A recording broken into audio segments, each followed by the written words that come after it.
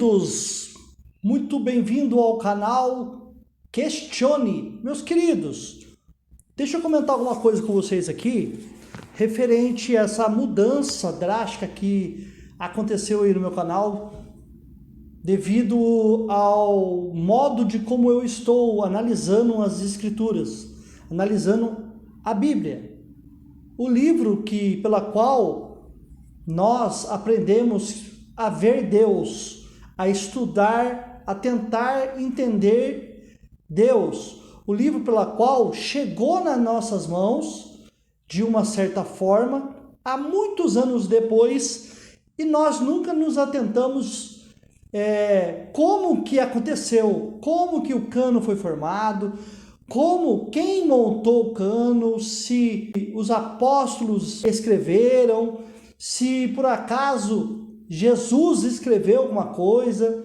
Então a gente nunca se atentou para esses detalhes. Como que esse livro, a Bíblia, chegou nas tuas mãos? E agora que este canal, que eu acordei de uma certa forma desse sistema religioso empregado na nossa vida, por quê? Porque eu saí de um sistema religioso e pela leitura da Bíblia, eu achei que na leitura ali, no Antigo Testamento falava de lei e do Novo Testamento fala de graça. E eu achei que assistindo os irmãos em graça, eu estaria liberto do bendito do sistema religioso. Mas infelizmente eu tenho que afirmar para vocês que não é a verdade. Não é verdade. Eu saí de um sistema e caí em outro. Sabe por quê? Porque tanto o sistema religioso evangélico, que este canal já pregou várias vezes, que eles vivem a lei de Moisés, tanto este sistema quanto o sistema da graça, ele se utiliza do mesmo livro. Eles se baseiam a fé no mesmo livro, mas nunca estudaram a fundo de como este livro chegou até as mãos deles.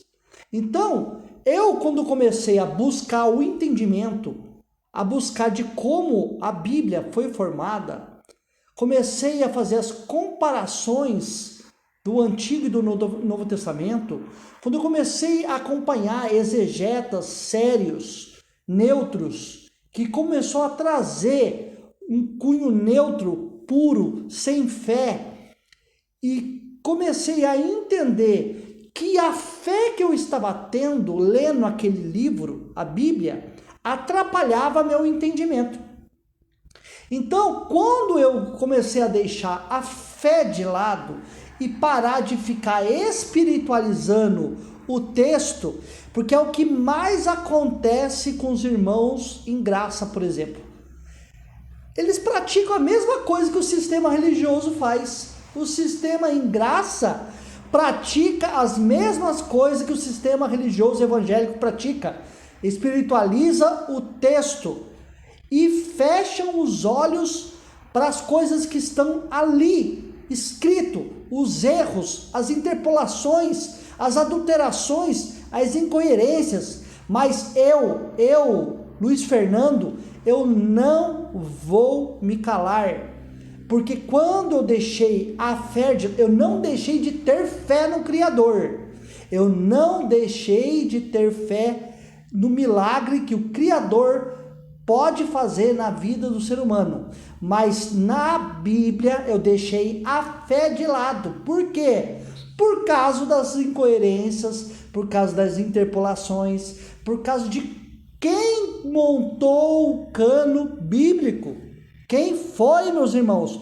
Busquem a fundo, procurem saber como que Mateus, Marcos, Lucas e João foram montados. Por que as epístolas de Paulo, 7 é de Paulo e 6 são atribuídas? Quantos Paulo tem ali nas 3 epístolas? É um só? Não, são mais de 3. Então, quando você começa a buscar informações, por que Paulo, metade do cano do Novo Testamento é de Paulo. Por quê? Por que não é de Jesus e é de Paulo? Quando você começa a indagar, a questionar, questione, meus queridos, você começa a perceber várias incoerências. E eu vou trazer mais uma hoje para vocês. Goste de vocês ou não. Tem muita gente que fica depois dos comentários ofendendo, falando que eu caí da graça. Na verdade, ninguém caiu ou entrou na graça, porque a graça já está desde o Antigo Testamento. A graça se tornou um sistema religioso para alguns que começou a interpretar ao bel prazer hoje, como já existe desde 1910, um tal pregador japonês que também interpretou a graça. Então, meus queridos, ele fez um sistema chamado graça em 1910, mais ou menos. Então, as pessoas acreditam que descobriu a graça hoje. Não. Muitas interpretações por causa de um livro totalmente adulterado, interpolado. Então, meus queridos, eu vou trazer para vocês mais uma incoerência, e tem muita gente que fica aqui nos bastidores, né? Não estudam, não buscam conhecimento, não deixa a fé cega. A mesma fé que estava no sistema religioso cego, trouxeram para a graça, porque espiritualizam um livro cheio de problemas. E quando a gente traz isso aqui, essas informações que eu estou trazendo neste canal, como tantos outros estão trazendo, Denis Bofarin, as pessoas ficam nervosinhas, sabe por quê? Porque está mexendo com a fé delas, está mexendo com a fé, e quando mexe com a fé fica ofendidinho. Desculpe, eu não vou mais tratar em questão de fé com a Bíblia, eu vou tratar em questão de, eu vou ser objetivo naquilo que a Bíblia vem trazendo. Tem coerência? Tem. Então eu vou trazer para vocês, para quê? Para que incentive vocês a buscarem conhecimento. Busquem conhecimento para se libertar do novo sistema chamado graça. Muitos irmãos aí em grupo de WhatsApp, fazendo culto, né? Fica aí doutrinando os irmãos, ficam lendo o Antigo Testamento, né? Lendo a Torá, a Taná, tentando entender e interpretar a seu bel prazer. São pastores disfarçados de gracistas, que ficam aí doutrinando os irmãos nos grupos de WhatsApp, criando canais para falar de Deus, tentando personificar um Deus, tentando mostrar que Deus está, por exemplo, sentado num trono. É uma incoerência absurda um negócio desse. Então eu vou trazer para vocês aqui hoje mais uma incoerência do Novo Testamento. Goste você ou não. Você nunca viu esse versículo, 1 Coríntios 15, 20? Mas agora Cristo ressuscitou dos mortos e foi feito as primícias dos que dormem. Preste bem atenção neste versículo, meus irmãos. Cristo ressuscitou dos mortos e foi feito as primícias dos que dormem. Primícias, vamos saber o que é primícias, meus queridos. Primícias, o que é? O que começa ou se apresenta em um primeiro lugar, é prelúdios, os primeiros frutos que são colhidos. Então, o que é primícias? Primeiros, primeira coisa. Então, naquele versículo de 1 Coríntios, diz que Cristo foi o primeiro que ressuscitou dos mortos. Vamos ver se isto é verdade? João capítulo 11, versículo 11. Assim falou e depois disse-lhes, a passagem de Lázaro, né? Lázaro, o nosso amigo dorme, mas vou despertá-lo do sono. E esta passagem aqui de Lázaro, foi antes ou depois de Jesus ressuscitar? É a pergunta que não quer calar. Foi antes, né? Jesus estava no seu ministério quando Lázaro morreu. Vamos ver se realmente ele morreu? Continuando, versículo 13 e 14. Mas Jesus dizia isso da sua morte, morte de Lázaro. Eles, porém, cuidavam que falava do repouso do sono. Então Jesus disse-lhes claramente: Lázaro está morto. Versículo 17. Chegando, pois, Jesus achou que já havia 4 dias que estava onde? Na sepultura. Lázaro estava morto. João, capítulo 11, versículo 21 a 23. Disse, pois, Marta a Jesus: Senhor, se tu estivesse aqui, meu irmão não teria morrido. Mas também agora sei que tudo quanto pedides a Deus, Deus te concederá. Disse-lhe Jesus: teu irmão há de ressuscitar. Vamos ver mais passagens para depois eu fazer o final. Em Lucas capítulo 7, de 2 a 15, diz o seguinte: E quando chegou perto da porta da cidade, eis que levava um defunto, filho único de sua mãe, que era viúva, e com ela ia uma grande multidão da cidade. E vendo-a, Senhor, moveu-se de íntima compaixão por ela, e disse-lhe: Não chores. E chegando-se, tocou o esquife, e os que levavam pararam. E disse: Jovem, eu te digo, levanta-te. E o defunto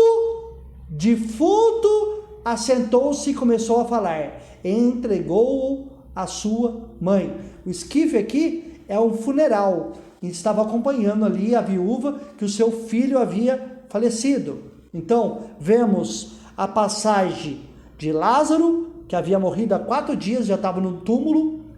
A passagem do velório do filho da viúva, do jovem. E agora nós vamos ver a passagem da menina, a filha de Jairo. Estando em Marcos 5, 35 e 36. Estando ele ainda falando, chegaram alguns dos principais da sinagoga, a quem dissera: a tua filha está morta, para que enfadas mais o mestre? E Jesus, tendo ouvido essas palavras, disse ao principal da sinagoga: não temas, crê somente. E entrando, disse-lhes: por que vos alvoroçais e chorais? A menina não está morta, mas dorme.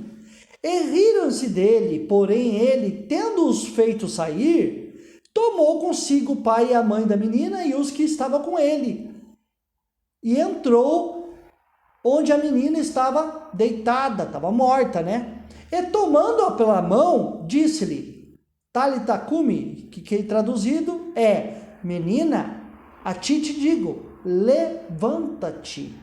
A mesma situação aconteceu com o filho da viúva. Eles estavam mortos, dormindo e ressuscitaram. Então, voltando lá para o princípio, aí eu te pergunto, desses 3 relatos que eu fiz aqui, Lázaro, o jovem no velório ali da viúva e a filha de Jairo, os 3 morreram. Tem um termo que eles falavam que era dormindo. Aí eu te pergunto, quando Paulo disse aqui em 1 Coríntios 15, 20, mas agora Cristo ressuscitou dos mortos e foi feito as primícias dos que dormem. Jesus foi feito primícia dos que dormem, sendo que outras pessoas morreram e ressuscitaram? Jesus não foi feito primícia dos que dormem, porque 3 antes dele, Jesus, segundo a narrativa dos evangelhos, já tinham sido primícia dos que dormem. E aí, tem incoerência ou não o que Paulo diz e o que Jesus fez? Jesus foi as primícias do que dormem, ou Lázaro, o filho da viúva, e a filha de Jairo foram as primícias do que dorme? E é isso que eu trago para vocês. Deixem tanto a cegueira, a fé, que vocês têm de lado e começa a enxergar, porque esta cegueira que vocês falam, irmãos em graça, que o sistema religioso tem, é a mesma que vocês têm lendo esta Bíblia adulterada. Vocês não enxergam que a maioria das coisas que tem ali são narrativas montadas por Roma, são narrativas montadas por homem, e são muitas coisas que foram montadas para se criar religião e comandar os homens.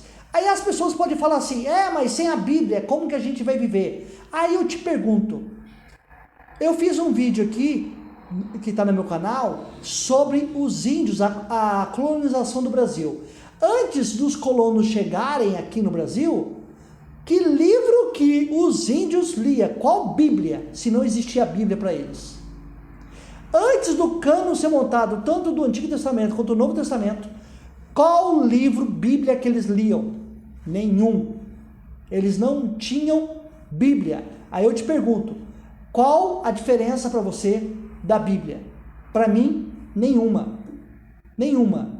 Porque se não tivesse Bíblia hoje, como você encararia um ser, algo que criou tudo isso daqui? Porque a Bíblia não mostra para mim quem é Deus.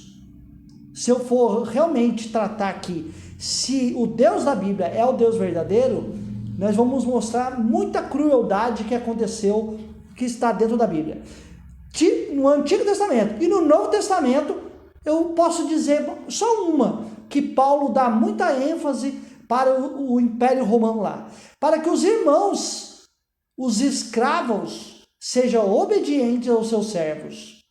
Então é complicado, né? Defender esse livro todo deturpado e ficar com essa fé cega é muito complicado, mas eu não. Eu caí fora desse sistema chamado evangélico e também agora graça, e eu estou estudando a Bíblia de forma limpa, nítida. Meu rosto está limpo, sem cegueira de um livro para colocar uma fé ali, para defender algo que é totalmente errado.